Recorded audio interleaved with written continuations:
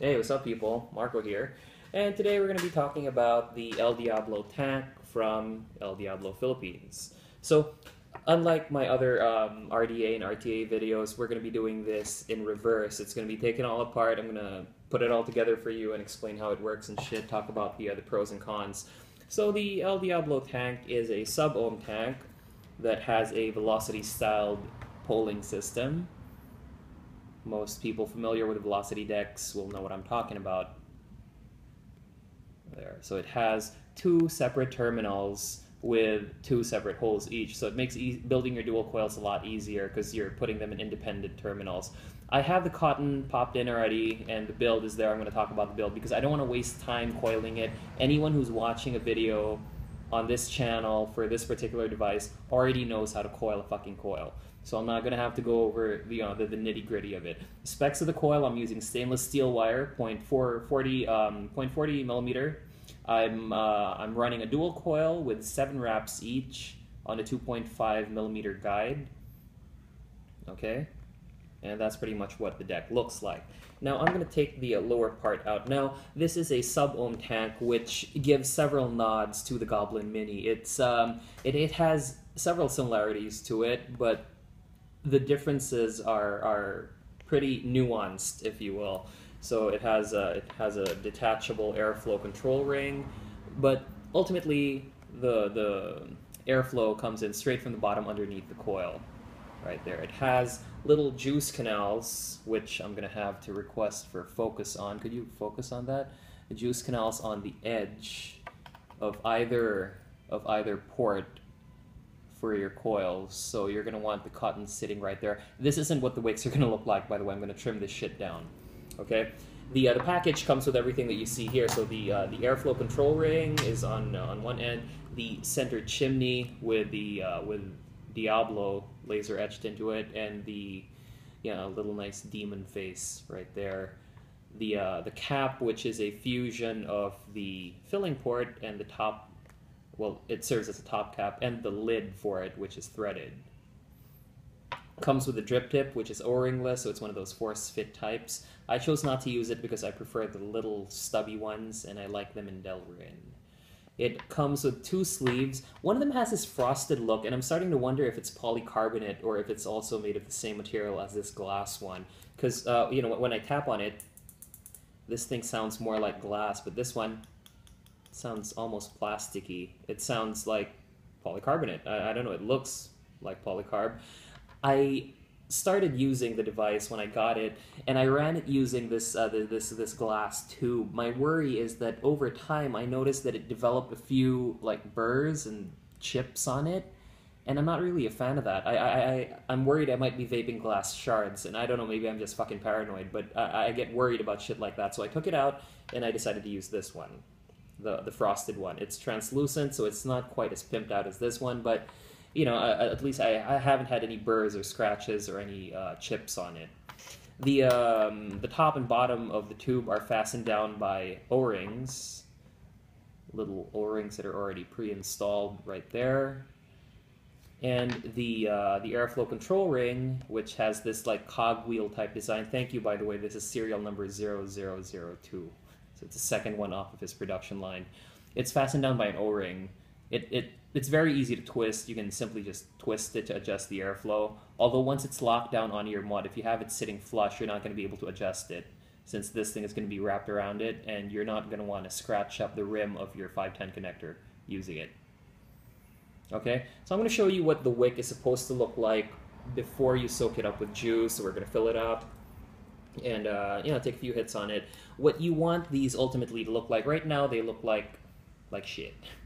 What you want them to look like when you're done is like a little bow tie, and I'm going to show you what I mean. So what I use are these little Swiss knife scissors. I don't know, this came with like a flashlight I bought way back when. So I just trimmed the cotton down. This is Japanese organic.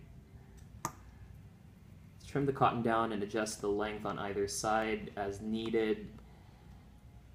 So I pretty much have this down. It might take a bit of practice if you haven't tried building on a deck this small. I used to own a Goblin Mini, and that thing leaked like a bitch on me for a while, so I pretty much got used to it. Huge props to the Vape and Bogan for that tutorial he had on the Goblin Mini. That's pretty much what taught me how to wick on little decks like this without having it leak all over me. So Sam, thank you. That video was very, very informative. You guys should check out his channel. It's a pretty awesome one. So a little mess here, which my wife's gonna hate me for. All right, there. So what you want it to look like right before you saturate the wicks with juice is something like this. Nice little bow ties. You're not gonna want it to touch the base airflow, which is right underneath the coil, because that's what causes leaks on atomizers with this type of polling and airflow system. You don't want that to happen. If that happens, then you're doing something wrong. You're gonna wanna pull the cotton out and just do it over. So I'm gonna be soaking it up with some liquid now. This is 3 milligrams of nicotine. It's Draco e-liquid. It's a new liquid here in the Philippines. This is grape Kool-Aid, the commercial name being Ryu, which I believe means dragon or something in Japanese. Tastes pretty cool. It's like drinking grape juice. So soak that up. I'm going to show you where to tuck the tails in so that you can maximize the wicking and make sure that it wicks efficiently without leaking. So you're going to want to make sure that the tails are sitting in these little slits right here. You want them tucked right there, but you don't want them touching the airflow channel, the hole right there. Okay, you're going to want it to obstruct that little canal without obstructing the airflow. Don't worry if there's a little bit of cotton sticking out beyond the threading. The chimney is machined in such a way that there's a little bit of allowance, which makes sure that your wicks don't choke up, which means you're not going to have to worry about choking the wicks and causing dry hits. So it's supposed to look something like that when you're done. Okay? It doesn't look like much, but believe me, this is the most efficient way to wick this damn thing. It will likely leak on you the first time you try it, not because of any design flaws or anything, but mainly because polling and airflow systems like this are pretty hard to work with if you're new to using a device like it. Okay? That's pretty much what it looks like on either side. So once you're done wicking it and soaking it up, you're going to want to pop the chimney on, obviously. So when you do that, make sure that your cotton doesn't get caught in the little canals there. It's a very small space, and you're not going to want to choke anything up because that's what causes dry hits. And you don't want to waste a full 2 ml of juice on it. So once you've done that, you're going to want to take a small screwdriver. By the way, the poles are fastened down with flathead screws that are, I don't have the exact diameter, but I found that a 1.4 millimeter flathead screwdriver that you can get from like dollar stores, precision screwdrivers and shit, you get the 1.4 millimeter flathead one. It works very well with the lock, with the screw on either side of the terminal. So this is what I use. It's also what I use to tuck the cotton in. So once it's there, could you get some focus on it, please? Once it's in, you're going to want to push the cotton a little bit on either side to make sure it's sitting nice and tight right in front of the canal. And at the same time, you're going to want to make sure you're not obstructing the air holes. Because if you do, this will leak on you. It will. I guarantee it. You're going to be leaking juice like a motherfucker all over the place. So once that's taken care of, you're going to want to get one of the tubes. I'm using the one that I believe may be polycarbonate. I'm not quite sure. Come think of it, I never did get to ask Gilbert about that. Anyway, and you're going to want to get the top portion with a funnel chimney top on it. You're going to hold it down because it's going to wiggle a bit since the O-ring doesn't snap into place with the O-ring. You're going to want to hold it down like so and tighten down. Make sure that you have the bottom part really nice and flush. It's going to be a bit tight, but that's how you want it. You don't want it leaking on you out of the rims. The O-rings are tolerant enough to make sure that it doesn't leak on either side of the rim, but you want to be doubly sure. This thing fills from the top, and the fill holes, the fill ports are right here. Makes it very easy to fill, right there. You're going to want to make sure not to get any through the big hole right here, which is right above the chamber and your wicks. Because if you do, it's going to go straight through the air holes and right out of the bottom. This thing, this airflow control ring, serves as sort of a juice catcher. You're going to notice it has these little barriers here to make sure that the juice doesn't leak all the way down onto your mod. People using regulated devices are familiar with what I mean when I say that I don't want my shit leaking all over my mods. I don't want it fucking up the chips or anything like that. So you just pop it in, and it fastens nice and snug. It has a silver-plated copper pin, which is adjustable. I don't know if it was intended to be, but it adjusts nice and fine for me. And I like that because I use my my RX200 for this. It's a Wismec Rouleau. And I put a Delrin spacer to make sure I don't scratch up the paint job. So let's pop it in there. We have it sitting on top of the device, nice and tight. And we're gonna fill it up and see if I didn't completely fuck myself with this tutorial that we're doing. Okay, it seems to be working fine. It's firing fine, smells great, but we're gonna have to see if it leaks. So you just fill it up through right here, and yeah, you're gonna want to use needle nose bottles and make sure that you don't spill it all over. Okay, since it's becoming transparent now, I'm starting to believe that's just frosting. I washed this thing a couple of times, so I have to take it back. I think this is glass as well. So, and you just screw this thing on like so, and you are good to go. Take a few hits, talk about the pros and cons, and clean this fucking mess up. Get it out of the way. There. Okay, I'm running it at, okay, the build is rated at 0.21 ohm. I'm firing it at, let's give it 45 watts. Yeah, there you go. So that's 3.07 volts.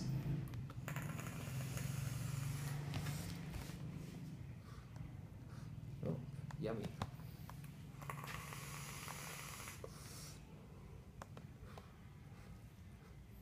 It's great. Flavor-wise, this thing is way up there.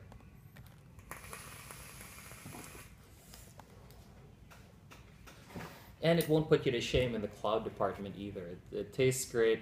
The only drawback I've noticed when it comes to using this thing is its juice consumption. Just after filling it, I can drain this thing during like a 15-minute smoke break at the office. Seriously, this thing guzzles up your juice. Either that or it makes it taste better. I'm really not sure.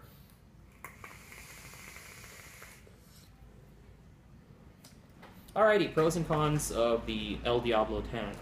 Pro number one, flavor is just top notch. It offers amazing flavor and a very versatile airflow control, which pretty much lets you go pinpoint on whatever tightness you want, and it just tastes absolutely amazing. Pro number two is that it is a top filling tank. It's very easy to fill. It doesn't leak as long as you wick it properly. And it just makes using it an absolute gas. It's just really fun to use because it's very simple to use, and it looks pretty sick. I mean, look at it. It has that nice cogwheel-like design. This is 304 grade stainless steel, by the way. So everything, all the SS parts here are 304 grade. All my drip tips fit nice and snug. I did notice, however, that the drip tip that mine came with was a little bit tight. It seems to be a bit long, so when I push it down, it doesn't go all the way, well, it goes all the way in, then I can't screw the top part up. So that's con number one. The drip tip, I'm not a fan, not because it's bad or anything. It fits nicely on my other mods, which accommodate O-ringless designs for 510 drip tips, but I don't like using stainless steel on sub-ohm tanks. I need Delrin ones because they heat up pretty much. I don't like my lips getting burned, shit like that. That's a matter of personal preference. That's all just me. Con number two is the limited capacity of it. Given how good it tastes, it would have been nice if it came with an extra chimney, maybe for 4.5 ml, 5 ml. Although I did talk to Gilbert, the guy who makes this, and I heard, and I have been authorized to inform you guys, that there is a 5 ml version. It's like a monster version of this that's coming out. He hasn't given me an ETA on it, but it's coming out very soon, so you guys might want to stay tuned. This thing is just a superb sub-ohm tank.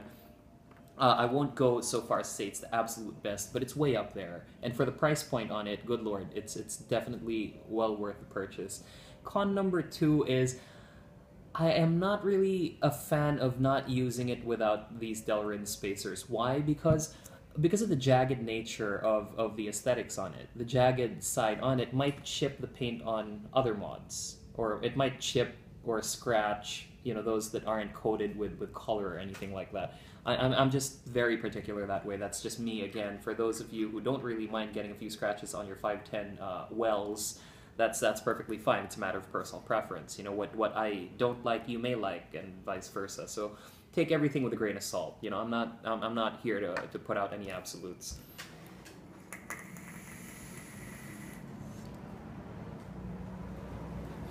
Okay, as with all the other videos that I'm going to be putting out from now on, price point, you're going to have to refer to the website that I'm going to put on the in the video description, because prices may vary given whatever taxes are applicable in your side of the world. So I'm not going to put a definitive price point on it. You're going to have to get in touch with Gilbert of El Diablo for this. I'm going to put a link to his personal Facebook and to the El Diablo group as well.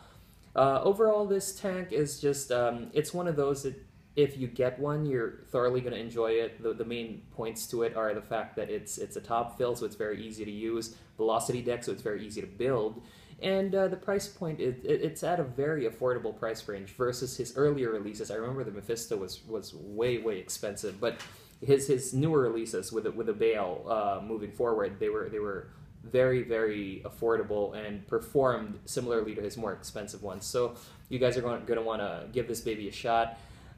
You're going to want to keep an eye out for the 5 ml version too. I'm pretty stoked. I'm stoked as fuck to see it. It's supposedly going to maintain the size. I don't know if he's going to make it wider, maybe a 24 or 26, but I'm told it's going to be a 5 ml capacity, which is good because I don't like having to keep filling my tanks. I mean, come on, that's why we use tanks, right? So everything is pretty much on point with this particular device. Oh, one last con that I want to talk about. You're going to want to be very careful putting on and removing the sleeve, because you don't want to cause any scratches on it or any burrs or chips, because the last thing you want is to inadvertently be vaping glass shards. I don't know if that's even possible, but you want to eliminate that risk altogether. So it would have been nice if there was like a little Delrin, or not Delrin, an O-ring, another O-ring that would fasten in and keep this thing nice and snug and prevent the ridges from touching the stainless steel. That kind of burring and shit is just something you want to avoid. So just be extra careful when handling the device. It's definitely not for newbies. It's definitely not for people who are new to the sub-ohm tank and people who aren't familiar with proper wicking. If you guys want a more detailed and more close-up video on how to wick for tanks that are similar to this, go check out the Vaping Bogan. His name is Sam. He's an overall amazing guy. Just get past his use of the word fuck in his videos, and it's just fine. He gives very amazing insights into tanks like this, and his wicking tutorial, absolutely top notch. You're gonna want to check that out. So this is the El Diablo tank for you. I'm gonna catch you all soon. Happy holidays, people. Cheers.